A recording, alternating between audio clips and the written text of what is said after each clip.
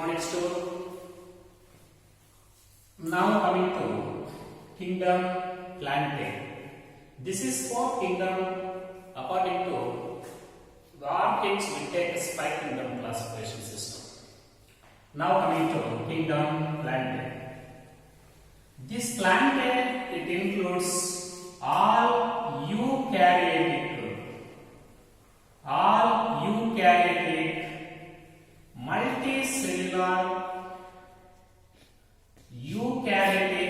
multicellular chlorophyll containing organisms.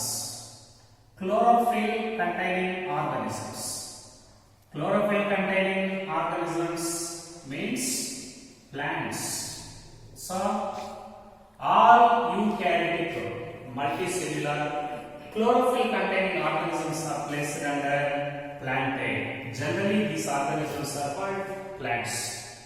Generally these plants, almost all plants are autotrophic organisms, but very few plants they may be heterotrophic. Partially they are heterotrophic. Partially heterotrophic plants are there. Partially heterotrophic plants are there. For example, insectivorous plants. Insectivorous plants. What are best examples for insectivorous plants? One is Nepenthes. This is one of the insectivorous plants. This is also called a pitcher plant. Nepenthes is also called pitcher plant. Similarly, Drosera. This is also called the sundew. Drosera, sundew. Similarly, Dionaea. This is also called the Venus flytrap. This is called Venus flytrap. Similarly, there are some hydrophytic insectivorous plants. Example, Utricularia. This is a hydrophytic insectivorous plant, and this is also called bladderwort. In this way, these insectivorous plants they are partially heterotrophic plants. Very few organisms in this plant means very few plants they are behave like partial heterotrophs. Some of the examples from these heterotrophs, insectivorous plants like Nepenthes pitcher plant and Drosera sundew and Dionaea Venus flytrap and Utricularia bladderwort. Among these four insectivorous plants, Utricularia, this is one of the hydrophytic insectivorous plants. Similarly, there are some parasites. One of the best example for these parasites, this is Cuscuta. Cuscuta is one of the best example. Actually, this Cuscuta, this is a complete stem parasite. This is one of the best example for complete stem parasite. So, almost all plants they are chlorophyllous and green autotrophic plants. However, very few plants they behave like partial heterotrophs. Some of the examples insectivorous plants and parasites like Cuscuta. This is one of the complete stem parasites. Now coming to another point, these plant cell it represents eukaryotic cell structure. Cell wall is there. Wall is made up of cellulose. Cellulosic wall is there. Similarly, the reserve food material it is stored in the form of starch. The reserve food material is the starch. Similarly, these plants they show absorptive mode of reproduction, absorptive mode of nutrition.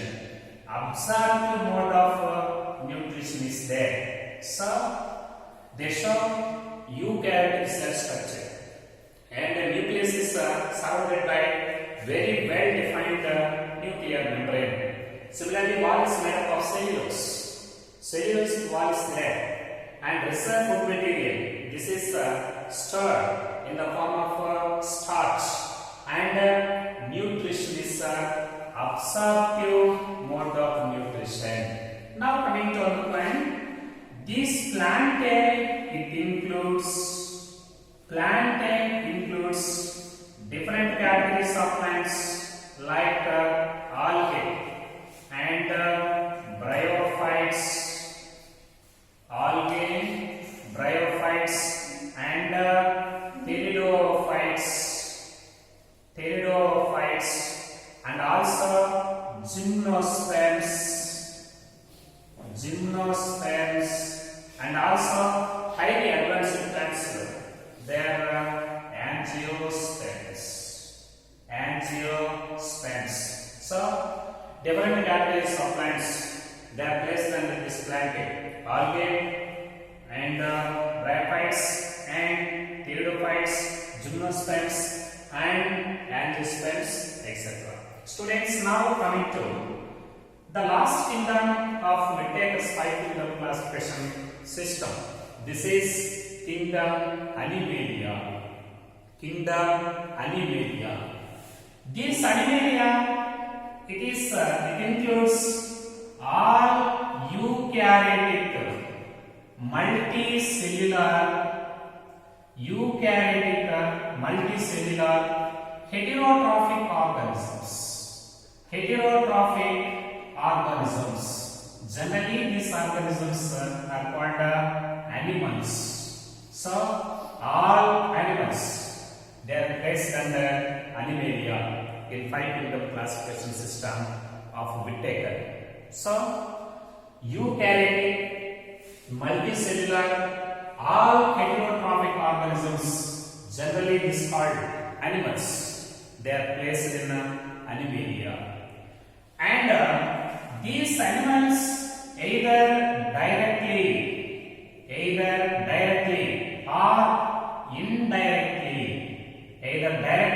or indirectly, they are dependent on plants for their food materials. You know, carnivorous plants, they are indirectly dependent on plants, and herbivorous animals, they are directly dependent on plants for their food material. So these organisms means animals, they either directly or indirectly, they are dependent on plants for their food materials. Actually, this food material, it is digested. Food material is digested in a cavity, internal cavity. Food is digested in a internal cavity. So this mode of nutrition in animals, this is called holozoic mode of nutrition. Holozoic mode of nutrition is there.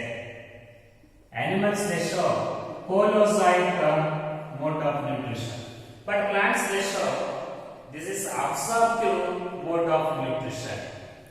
Plants show absorptive mode of nutrition, but animals, they show holozoic mode of nutrition. Similarly, these type of organisms, they show higher forms, higher animals, especially higher animals, they show sensory and neuromotor mechanism. Sensory and neuromotor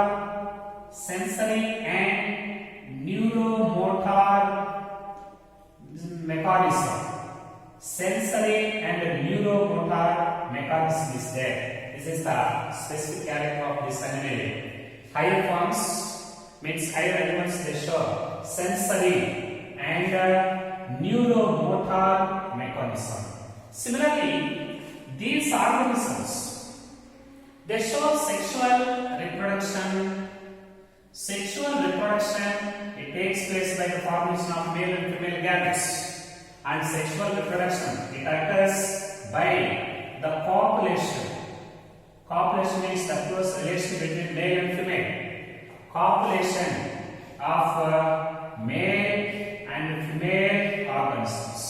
So during the time of sexual reproduction, these adult organisms, adult animals, they show very close relation between them. Such a close relation between male and female during the time of sexual reproduction, this is called copulation. Sexual reproduction takes place by copulation of male and female organisms. This is the 5 kingdom classification system proposed by scientist R. H. Whittaker. Students, you know 2 kingdom classification system. There are only 2 kingdoms. One is plants, second one is animals. But in 5 kingdom classification system, there are total 5 kingdoms: Monera, Protista, Fungi, Plantae, Animalia. In actually these 2 and 5 kingdom classification systems, 6 kingdom classification system also proposed by scientist Carl Hughes. Scientist Carl Hughes proposed a 6 kingdom classification system. According to this 6 kingdom classification system, there are total 6 kingdoms. Total 6 kingdoms are there. But how it differs from the 5 kingdom classification system of Whittaker in this 6 kingdom classification system? Monera is replaced by 2 distinct kingdoms. One is bacteria. Second one is archaea. One is bacteria. Second one is archaea. Actually, in 5 kingdom classification system, bacteria and archaea, they are placed in Monera. Both includes in Monera. But in 6 kingdom classification system of Carl Hughes, the first kingdom, that is Monera, it is replaced by 2 distinct kingdoms. One is bacteria and other one is archaea. So here in this classification system, there are total 6 kingdoms. 2 kingdoms, they are prokaryotes. Remaining 4 kingdoms, they are eukaryotes. So ratio is 1:2. But what is the ratio of prokaryotes and eukaryotes in 5 kingdom classification system? Only Monera is the prokaryotes. Remaining 4, they are eukaryotes. So 1:4 in 5 kingdom classification system. But here Monera is replaced by 2 distinct kingdoms, bacteria and archaea. So that 2 kingdoms are prokaryotes and 4 kingdoms are eukaryotes. Its ratio is 2:4. That is equal to 1:2. Here it is represented by total 6 kingdoms. There are 1 bacteria. One is bacteria. Second one archaea. And third one protista. And fourth one fungi. Okay. And fifth one plantae. And last and sixth one animalia. There are total 6 kingdoms, 1 bacteria, 2 archaea.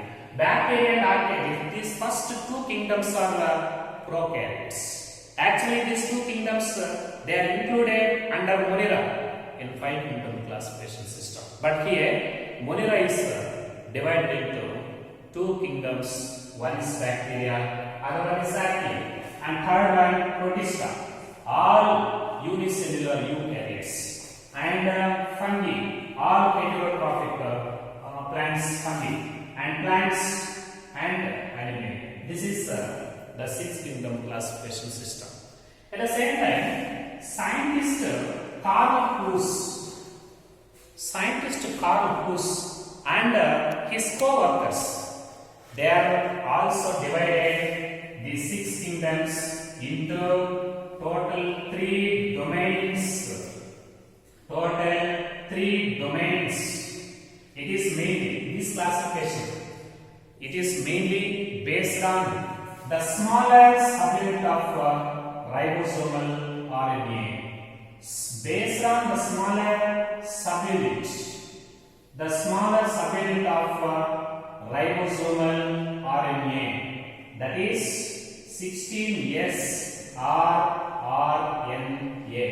So, by using the smaller subunit of ribosomal RNA as a marker for studying the phylogenetic relationship, and the six kingdoms are divided into three domains or three categories. What is the criteria for this classification of six kingdoms into three domains? Based on the smaller subunit of ribosomal RNA. Here, smaller subunit of ribosomal RNA, it is used as a marker for studying phylogenetic relationships between these organisms. Divided into total three domains. One is called the first domain. This is bacteria. First one is bacteria, and second one, this is archaea, and third domain, this is eukarya. So there are total three domains. These kingdoms are divided into three domains based on by using the smaller subunit of ribosomal RNA, that is 16S rRNA, as a marker for studying phylogenetic relationships. There are total three: bacteria, archaea, and eukarya. Similarly, these scientists, Carl Coase and his co-workers, they are believed to be archaea and eukarya. They are originated from the same ancestral organisms. So, these scientists, Carl Coase and his associates, they believed that archaea and eukarya, they are initially originated from the same ancestral organisms, progenote. These two, archaea and eukarya, they are originated from the same ancestral organisms, progenote. At the same time, these scientists also discovered many more relations between these two, archaea and eukarya. They observed many more relations between this archaea and bacteria. Because of this reason, they also believe that these two domains, they are initially originated from the same ancestral organisms, progenote. When compared to this bacteria, this archaea and eukarya, they show many more relations between them. In this way, six kingdom classification system is represented by total six kingdoms, and also divided into three domains. Here, the ratio of domains, prokaryotic and eukaryotic ratio of domains, bacteria, archaea, prokaryotes. Eukaryotes, 2:1. 2:1 in domains, but 1:2 in kingdoms.